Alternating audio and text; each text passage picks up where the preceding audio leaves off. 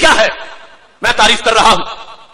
پورے ذخیرہ حدیث میں احکام توحید کے لحاظ سے جس بات کو ائمہ نے بیان کیا اور آیات میں جو بات موجود ہے اور امت جس پر آج تک قائم رہی ہے وہ کیا ہے؟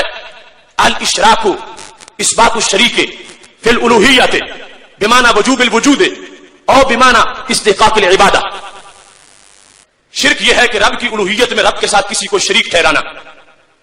توحید یہ ہے کہ اس کی الوہیت میں کسی کو شریک نہ ٹھہرانا. رب کی توحید میں الوہیت میں کسی کو شریک نہ ٹھہرانا. اب الوہیت کس چیز کو کہتے ہیں؟ الوہیت دو ہے چیزیں. ایک ہے واجب الوجود ہونا اور دوسرا ہے مستحق کی عبادت ہونا. اللہ کے سوا کوئی واجب الوجود نہیں ہے اور رب ذوالجلال کے سوا کوئی مستحق کی عبادت نہیں ہے. واجب الوجود ہونے کا مطلب بھی اپنے ذہن میں رکھیے اور مستحق کی عبادت ہونے کا مطلب بھی اپنے ذہن میں رکھیے.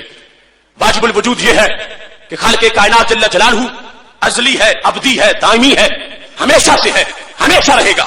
نہ موت اس پہ، نہ فنا ہے، کسی طرح کا کوئی زوال اس ذات پہ نہیں ہے. اور جو اس طرح ہے اس ذات کو واجب الوجود کہا جاتا ہے. ایک ہوتا ہے ممکن، جیسے ہم ہیں. ایک وقت تھا ہم نہیں تھے، اب وقت آیا ہم ہو گئے، اور پھر وقت ہوگا ہم نہیں ہوں گے. یہ ممکن ہے. رب کے سوا ہر چیز جو موجود ہوئی وہ ممکن، اور رب کا کوئی شریک نہیں ہے، وہ ممتنع جس کو کبھی وجود مل ہی نہیں سکتا. اور اللہ تعالیٰ کی ذات جو ہے یہ محض واجب الوجود ہے کہ جس کا وجود ایسا ہے جو ہمیشہ سے ہے، ہمیشہ رہے گا. اگر رب ذوالجلال کے سوا کسی اور ذات کو اگر کوئی بندہ واجب الوجود مانے گا تو اس نے شرک کیا.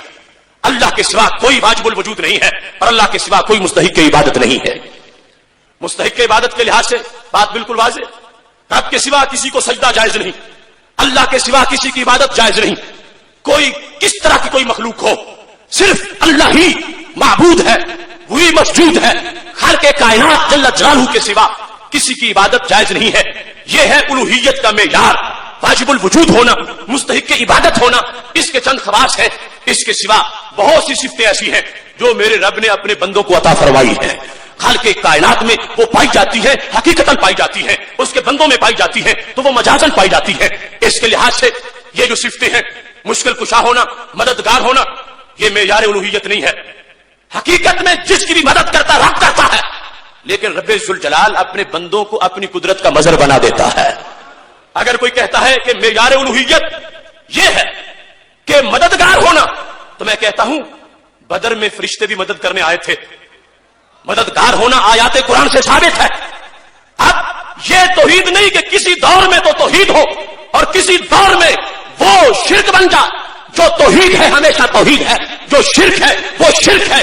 بدر کے میدان میں جب فرشتے مدد کر رہے تھے تو اس وقت بھی توحید توحید ہی تھی، یہ شرک نہیں تھا. تو کیسے توحید ہے؟ اگر معیار الوہیت مددگار ہونا ہوتا تو پھر فرشتوں کو کبھی مددگار نہ بنایا جاتا، چونکہ الوہیت مجازی نہیں ہوتی، الوہیت عطائی نہیں ہوتی. اگر فرشتے بدر میں مددگار بن جائیں اور یہ قرآنی فیصلہ ہو اسے شرک نہ کہا جائے تو پھر ماننا پڑے گا اللہ کا کوئی بندہ اللہ کی اذن سے اگر مددگار ہے تو یہ قرآن کا فیصلہ ہے، لوگوں کا گھڑا ہوا دین نہیں ہے. اس سلسلہ میں یہ بات ذہن میں رکھیں، میرے رب کی ذات میں بھی کوئی شریک نہیں ہے اور میرے رب کی صفات میں بھی کوئی شریک نہیں ہے. شاید کوئی سوچ رہا ہو تم تو کہتے ہو اللہ بھی مشکل کشا ہے، اللہ تعالیٰ کے نبی علیہ السلام بھی مشکل کشا ہے، تم رب کو بھی مانتے ہو، تم داتا صاحب کو بھی داتا کہتے ہو. تو میں یہ بتانا چاہتا ہوں، یہی وضاحت کرنے تو ہم بیٹھے ہیں. میرے رب کی ذات میں بھی کوئی شریک نہیں اور اس کی صفات میں بھی کوئی شریک نہیں. دیکھنا ہے اس کی صفتیں ہیں کیسی اور اس کے بندوں کی صفتیں کیسی ہیں.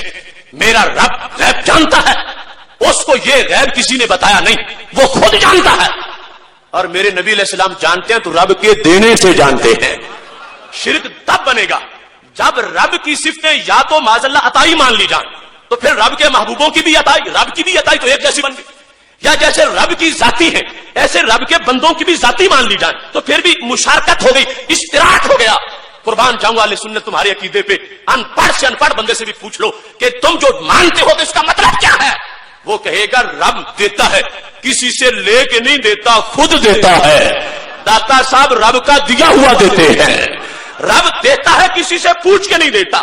رب کے بندے رب کے اذن کے بغیر پتہ بھی نہیں ہلا سکتے، رب کی توفیق سے جو کچھ کرنے والے ہیں۔ اس واسطے ہم نے اللہ کے بندوں کی صفات ذاتی نہیں مانی، اگر ذاتی ہوتی تو رب کے ساتھ شرک ہو جاتا۔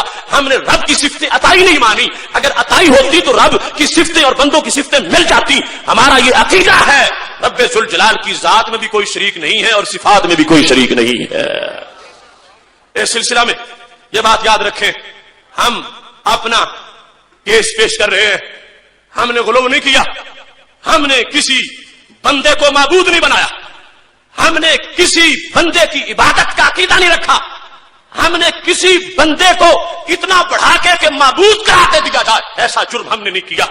لیکن دوسری کمپنی سوچے کہ انہوں نے رب ذوالجلال کی شان کو کھینچ کے معاذ اللہ کوشش کی، کر نہیں سکتے، لیکن بندوں کے ساتھ ملانے کی کوشش کی اور معیار الوہیت وہ بیان کیا جو شان رب نے بندوں کو بھی عطا فرمائی ہے۔ صرف یہ ثابت کرنے کے لیے ان لوگوں نے دھندا کیا کہ ہم دنیا کو دکھا سکے دیکھو یہ شرک ہو گیا ہے۔ رب کی شان کی تنقید کر کے بندوں کے ساتھ ملا کر انجینئرڈ شرک ثابت کرنے کے لیے دھندا کیا جاتا رہا۔ آج ہم بتانا چاہتے ہیں ہم نے جرم نہیں کیا، جرم کرنے والوں نے کیا ہے۔ ہم اس رب کو مانتے ہیں، وہ رب عظیم رب کہ جس رب کے بندے بھی اس کی عطا سے مشکل کشا ہوتے ہیں۔